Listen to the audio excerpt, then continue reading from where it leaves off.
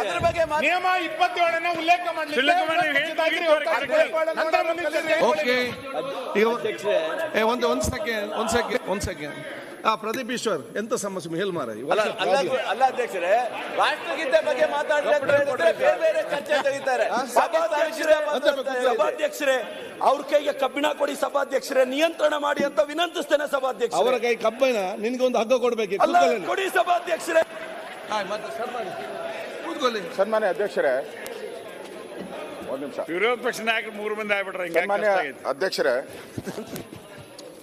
ಸನ್ಮಾನ್ಯ ಅಧ್ಯಕ್ಷರೇ, ನಾನು ಈ ರಾಜ್ಯಪಾಲರ ಭಾಷಣ ಆದಮೇಲೆ ರಾಜ್ಯಪಾಲರು ಹೋಗ್ಬೇಕಾದರೆ ಅವ್ರಿಗೆ ಆಗಿರೋ ಅಗೌರವದ ಬಗ್ಗೆ ನಾನು ಅಫಿಷಿಯಲ್ ಆಗಿ ನಿಮಗೆ ಒಂದು ಪತ್ರವನ್ನು ಕೊಟ್ಟಿದ್ದೀನಿ. ನಾನು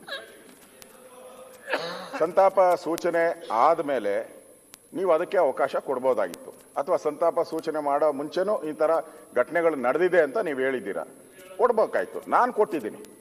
ನಾನು ಅಪೀಲ್ ಮಾಡೋದನ್ನು ನಾನು ಅಪೀಲ್ ಮಾಡಿದವ್ರಿಗೆ ನೀವು ಕೊಡ್ದಿರಾ, ಅಪೀಲ್ ಮಾಡದೇ ಇರೋರಿಗೆ ನೀವು ಅವಕಾಶ ಕೊಡ್ತೀರಲ್ಲ. ಇರ್ಬೋದು, ಅವ್ರು ಲಾ ಮಿನಿಸ್ಟರ್ ಆದ್ರೆ ಏನು ಸ್ಪೆಷಲ್ ಕ್ಯಾಟಗರಿ ಏನಿಲ್ಲ ಅವ್ರಿಗೆ.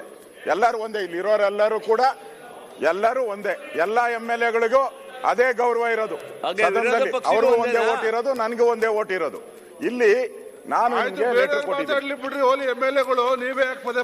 ಮಾತಾಡಬೇಡಿ. ಈಗ ಸನ್ಮಾನ್ಯ ಅಧ್ಯಕ್ಷರೇ, ನಾನು ಪತ್ರದಲ್ಲಿ ಏನ್ ಕೊಟ್ಟಿದ್ದೀನಿ ಅಂದ್ರೆ ಪೇಜ್ 13 ನಮ್ಮ ಕರ್ನಾಟಕ ವಿಧಾನಸಭೆಯ ಕಾರ್ಯವಿಧಾನ ಮತ್ತು ನಡವಳಿಕೆ ನಿಯಮಗಳು ನಾವೇ ಮಾಡಿರೋದು. ಅದರಲ್ಲಿ 13ನೇ ಇದರಲ್ಲಿ 27ನೇ ಕಲಮಲ್ಲಿ ರಾಜ್ಯಪಾಲರ ಭಾಷಣದ ಅವಧಿಯಲ್ಲಿ ಅನುಸರಿಸಬೇಕಾದ ಕ್ರಮ, ಸಂವಿಧಾನದ 175 ಅಥವಾ 176ನೇ ಅನುಚ್ಛೇದದ ಮೇರೆಗೆ ವಿಧಾನಮಂಡಲದ ಉಭಯ ಸದನಗಳು ಸಭೆ ಸೇರುವಾಗ ಅಥವಾ 175ನೇ ಅನುಚ್ಛೇದದ ಮೇರೆಗೆ ವಿಧಾನಸಭಾ ಸದಸ್ಯರು ಮಾತ್ರ ಸಭೆ ಸೇರುವಾಗ ರಾಜ್ಯಪಾಲರ ಭಾಷಣದ ಅವಧಿಯಲ್ಲಿ ಯಾರೇ ಸದಸ್ಯರು ಯಾವುದೇ ಭಾಷಣ ಮಾಡುವ ಮೂಲಕ ಅಥವಾ ಯಾವುದೇ ಕ್ರಿಯಾಲೋಪವೆತ್ತಿ ರಾಜ್ಯಪಾಲರ ಭಾಷಣಕ್ಕೆ ಮುಂಚಿತವಾಗಲಿ ಅಥವಾ ತರುವಾಯವಾಗಲಿ ರಾಜ್ಯಪಾಲರ ಭಾಷಣಕ್ಕೆ ಅಡ್ಡಿ ಉಂಟು ಮಾಡತಕ್ಕದ್ದಲ್ಲ.